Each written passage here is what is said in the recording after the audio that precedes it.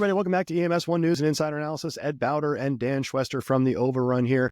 Danny, we got a fun story today out of the city of Chicago. Now, before we get into this, I want to point out Chicago is one of my favorite cities. I really like everything out there. I like the music that's out there. My favorite blues club is in Chicago. But for this story, Danny, I'm actually really excited for your input here as a former police officer. So what happened here is we have an EMS chief who was intoxicated and asleep at the wheel.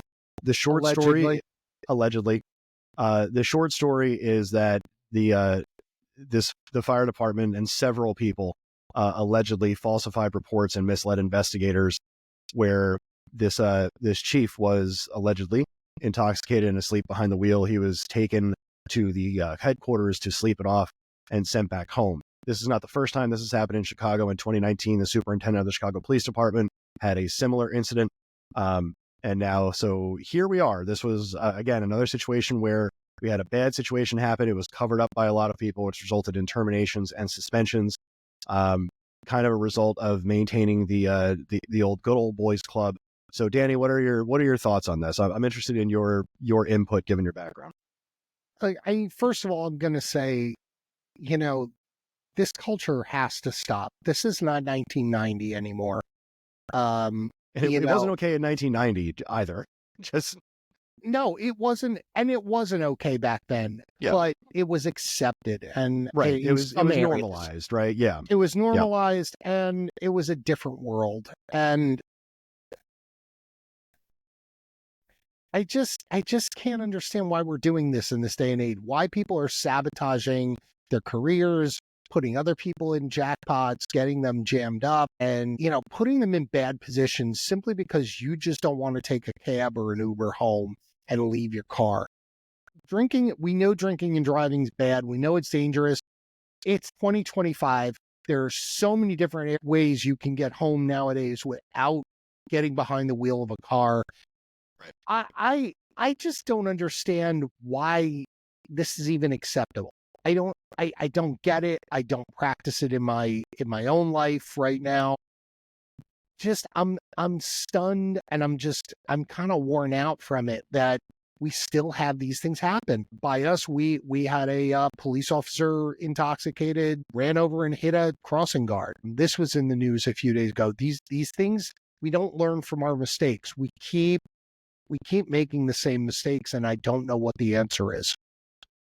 Yeah, and I think that this contributes to, there's whatever metaphor you want to use. We have it in EMS where there's kind of a line of silence, and that's certainly been an accusation levied at police departments and we've talked about this both here on EMS 1 and also on our own show, where a lot of times the problem isn't the event so much as it is the cover up. And in this type of setting, I have a bias, I have a parent who was killed by a drunk driver.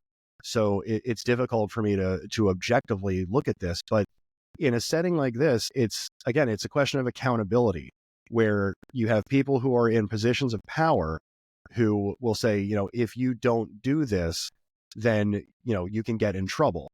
And that puts employees and staff in a really bad situation, right? They have to choose between, the law or between their employment, which also is tied to the law. And it puts people in really, really bad situations.